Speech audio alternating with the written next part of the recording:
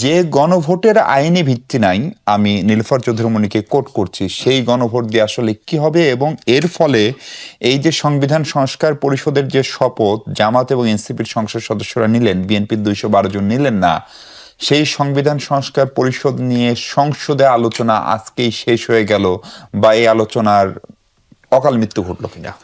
ধন্যবাদ আপনাকে এবং আমার সহ-আলোচকদেরকেও ধন্যবাদ।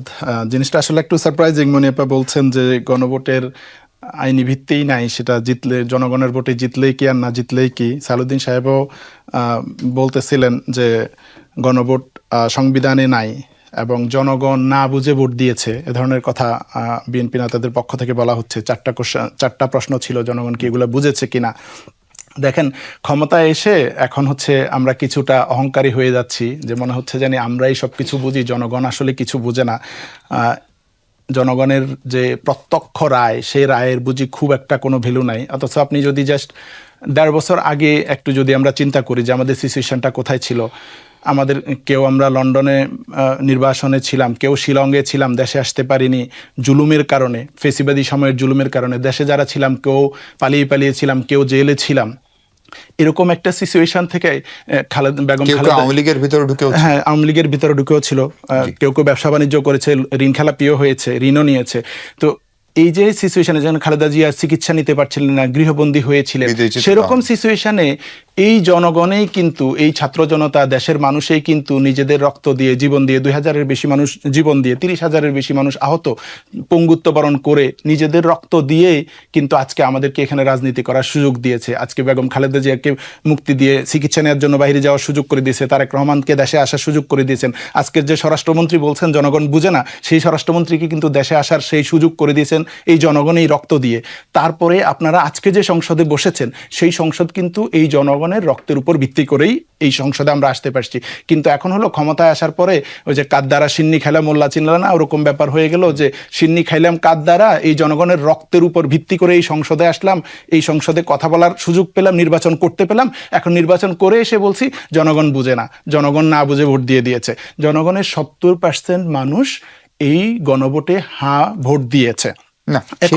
এখন যদি আপা যদি বলেন যে সত্যি, কিন্তু এই গণভোটটা 212টা আসন তো জনগণ একটা দলকে দিয়েছে, অবশ্যই 212টা আসন জনগণ দুটো রায় দিয়েছে, 2/3 মেজরিটি দিয়েছে বিএনপিকে এবং 70% ভোট দিয়ে তারা গণভোটে হ্যাঁ জয়যুক্ত করেছে। সো গণভোটে যে সংস্কারগুলোর কথা বলেছে, তারা একই সাথে বিএনপিকেও ভোট দিয়েছে, একই সাথে তারা গণভোটেও হ্যাঁ ভোট দিয়েছে, সংস্কারের পক্ষে তারা রায় দিয়েছে। তার মানে বিএনপিকে ভোট দিয়েছে এরকম একটা অংশও তারা বলেছে আমরা এই সংস্কারগুলো চাই। এই সংস্কারগুলো জনগণের, এটা প্রত্যক্ষ রায়। দেখেন, জনগণ যদি নির্বাচিত এমপিরা এসে ডিসিশন নেয়, সেটা পরোক্ষভাবে জনগণের প্রতিনিধিত্ব হলো। এখানে জনগণ প্রত্যক্ষ রায় দিয়েছে, তারপর আমরা বলতেছি না জনগণের এই রায় আমরা, এটা আইনি ভিত্তি সংবিধান সংস্কার পরিষদের না। এখানে ওয়ে আউট বের করতে হবে। আপনি যদি জনগণের রায়কে ইগনোর করেন, অবজ্ঞা করেন, এখন এসে তুচ্ছ তাচ্ছিল্য করেন, তাহলে তো আপনার নেয়নি 212 জন, তাহলে রাষ্ট্রপতি সেটা অধিবেশন আহ্বান করেননি। সেটাই আমি বলছি, এটাতে বিএনপিকে ওয়ে আউট বের করতে হবে যে এখন সলিউশন কি।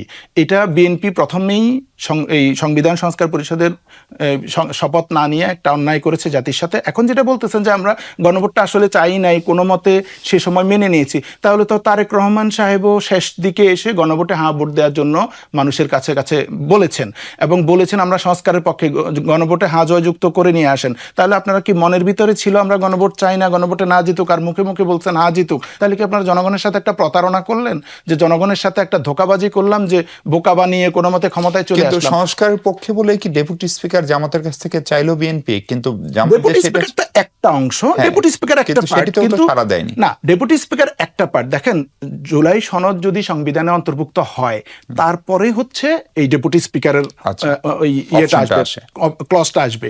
এর আগে তো বর্তমান সংবিধানের অধীনে তো আমার ডেপুটি স্পিকার বিরোধী দল থেকে নিতে হবে, এরকম কোনো ক্লজ নাই। সো এটা হচ্ছে জুলাই সনদের সাথে সম্পর্কিত। ডেফিনেটলি জামাতও, ইভেন জামাত ক্ষমতা আসলে বিএনপি থেকেও ডেপুটি স্পিকার হতো, কিন্তু সেটা কথা না, সেটা কারো দয়া না। সেটা হচ্ছে যে জুলাই সনদ যখন অন্তর্ভুক্ত হবে তখন সেটা হবে।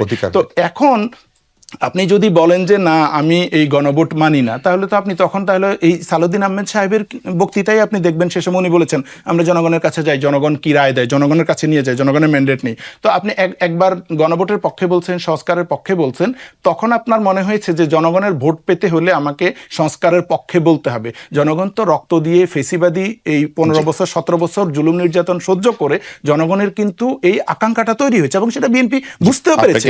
সেটা বুঝতে পেরেই কিন্তু বিএনপি নিজেরাও এই সংস্কারের পক্ষেই ছিল। এখন ক্ষমতায় এসে যদি বলেন যে না জনগণ বুঝে না, আমরাই সব বুঝি, তাহলে তো